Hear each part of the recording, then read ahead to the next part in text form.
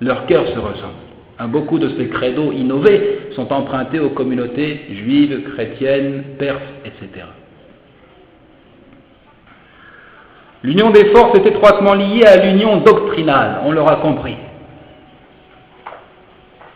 Il est impossible d'unir deux contraires. Biddani la yajtami'an. Impossible d'unir deux contraires. Impossible. Impossible d'unir le monothéiste pur et l'associateur. Et je vais être très franc en disant impossible d'unir le sunnite et le chiite. L'un dirigeant sa prière en direction de la maison sacrée et l'autre tournant son cœur vers les tombeaux des imams. L'un levant les mains au ciel, tournant son cœur vers Allah seul et sans associé, l'autre se tournant vers les sépulcres de Karbala et de Samoura et Basra et autres. Où commence donc, il dit, l'union véritable. On commence donc par appeler les gens au respect de l'unicité d'Allah, son droit exclusif à l'adoration, à s'écarter de toute forme d'associationnisme et d'innovation dans la religion. C'est sur cette base que l'union sera solide, qu'elle sera véritable. Pas la peine de se leurrer, de faire semblant. C'est sur cette base uniquement que les cœurs seront unis, que la fraternité sera réalisée. La voie n'est pas de se voiler la face sur des divergences graves, fondamentales, pour ensuite s'apercevoir que l'ennemi est dans les rangs, pour ensuite s'apercevoir que l'ennemi, le traître, est dans nos propres rangs et non pas à l'extérieur. L'unicité d'Allah doit être la base de toute unité. L'union recherchée est celle des cœurs et non pas celle des enveloppes charnelles. L'union recherchée est celle des cœurs et non pas celle des enveloppes charnelles. L'union avec les associateurs est vouée à l'échec. Elle est des plus fragiles, comme il le dit subhanahu. وقال إنما اتخذتم من دون الله أوثانا مودة بينكم في الحياة الدنيا ثم يوم القيامة يكفر بعضكم ببعض ويلعن بعضكم بعضا ومأواكم النار وما لكم من ناصرين. Comme il le dit subhanahu, et c'est la parole prononcée par Abraham, le père des monothéistes. En effet, c'est pour cimenter des liens entre vous-mêmes dans la vie présente que vous avez adopté des idoles en dehors d'Allah. Ensuite, le jour de la résurrection, les uns rejetteront les autres et les uns maudiront les autres. Plus d'amitié, plus de fraternité. Les uns maudiront les autres, tandis que vous aurez le feu pour refuge et vous n'aurez pas de protecteur. Donc, ça c'est juste une parenthèse pour dire que ne pas se leurrer par le grand nombre en apercevant des millions de pèlerins. La réalité est que cette communauté est divisée. Plus divisée encore que les communautés juives et chrétiennes. Les cœurs ne sont pas unis. Mais l'objectif, c'est bien entendu de réunir les cœurs. Les réunir sur quoi? Les réunir sur le respect de l'unicité d'Allah. Sans quoi, ils seront comparables à ceux qui ont construit la maison de l'araignée. La maison de l'araignée. مثل الذين اتخذوا من دون الله أولياء كمثل العنكبوت اتخذت بيتا وإن أوهن البيوت لبيت العنكبوت لو كانوا يعلمون. Comme il le dit, subhan, ceux qui ont pris des protecteurs en dehors d'Allah ressemblent à l'araignée. L'araignée qui s'est donné une maison, la toile. Or, la maison la plus fragile est celle de l'araignée, si seulement il savait. Si seulement il savait. Et comme le disait Ibn Mas'ud, on peut conclure avec cette parole du compagnon Al-Jama'a wa ma wafaqa al-haqqa wa in kunta wahdak. Ibn Mas'ud de dire le groupe, c'est ce qui est conforme à la vérité, cela même si tu es seul. Même si tu es seul, à croire et à pratiquer l'islam tel qu'il était conçu par Mohammed alayhi salatu wa salam et ses compagnons, c'est toi qui es le groupe, c'est toi qui es le groupe. Avoir à l'esprit en apercevant les gens agrippés au rideau, le Kaaba, et en apercevant ceux qui se collent face à la bâtisse, se remémorer, il dit l'idée, le refuge du pécheur auprès de son maître. Le refuge du pécheur auprès de son maître. Inna Allah yuhibbu at-tawwabin wa yuhibbu al-mutatahhirin, comme il le dit.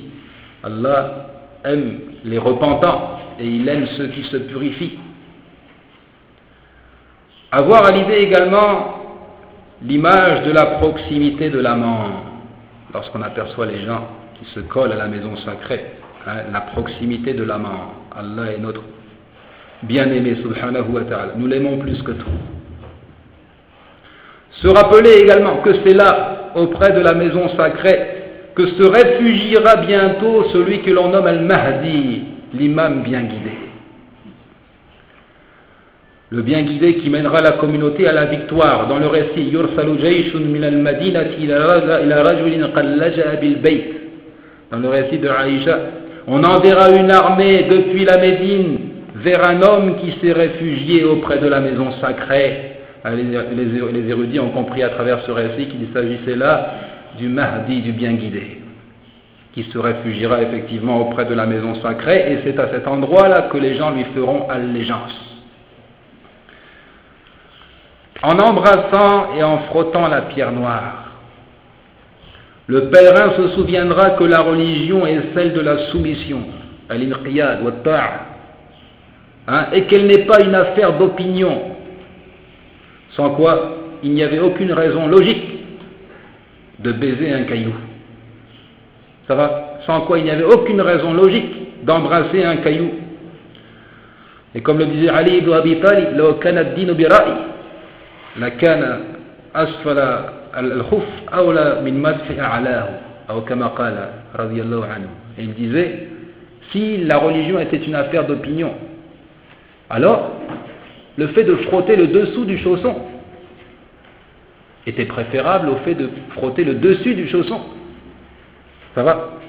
Pourquoi? Parce qu'on marche sur la semelle des chaussures. C'est la semelle qui est censée ramasser des impuretés. Or, le prophète, alayhi salatu wa sallam, nous enseigne al-mashu al-khuffayn en frottant le dessus du chausson. Donc, ce n'est pas une affaire de logique. C'est une affaire de soumission et de suivi des enseignements. C'est pourquoi Omar ibn al-Khattab disait Inni la alamu annaka hajar la tanfa'u wa la tadur. ولولا أني رأيت رسول الله صلى الله عليه وسلم يقبلك ما قبلتك رواه البخاري ومسلم. C'est pourquoi Omar disait, je sais bien que tu n'es qu'une pierre, tu ne peux ni profiter ni causer du tort, et si ce n'était que j'ai vu le messager sallallahu alayhi wa sallam t'embrasser, alors je ne t'aurais jamais embrassé. C'est bien parce que j'ai vu le prophète agir de la sorte que j'agis de la sorte. Sinon, toi, en tant que pierre, là, jamais je ne t'aurais embrassé. Tu ne sers à rien, tu ne profites en rien. Ce geste n'exprime nullement l'adoration d'un caillou, mais plutôt l'adoration et la glorification d'Allah Azza wa Jal au moyen du respect de ses enseignements, de l'application de ses ordres. L'exécution stricte de ses ordres et la suivi de son messager sallallahu alayhi wa sallam, qul in kuntum tuhibbuna Allah fattabi'uni yuhibbukum Allah wa yaghfir lakum dhunubakum. Comme il le dit, si vous aimez véritablement Allah, suivez-moi donc. Allah vous aimera alors et il vous pardonnera vos péchés. Allah vous aimera et vous pardonnera vos péchés. Le fait de s'exécuter sans comprendre la sagesse qui se cache derrière un tel acte, c'est le signe d'une foi forte. Ça va? De s'exécuter alors qu'on n'a pas compris pourquoi, c'est le signe d'une foi évidente. Qala subhanahu wa ma kana li mu'minin wa la mu'minatin idha qada Allahu wa rasuluhu amra an yakuna lahumul khiyaratu min amrihim. Le Très-Haut a dit, il n'appartient pas aux croyants ni à la croyante d'avoir encore le choix dans leur manière d'agir une fois qu'Allah et son messager ont décrété un ordre. Et de s'opposer à l'ordre dicté par des déductions logiques, c'est la voie tracée par Satan. Et c'est ce qui lui valut d'être maudit. Qala subhanahu, Allah dit, qu'est-ce qui t'empêche de te prosterner quand je te l'ai commandé? Mais qu'est-ce qui t'empêche donc de te prosterner alors que j'en ai donné l'ordre? Qala ana khayrun minhu, khalaqtani min nar wa khalaqtahu min tin.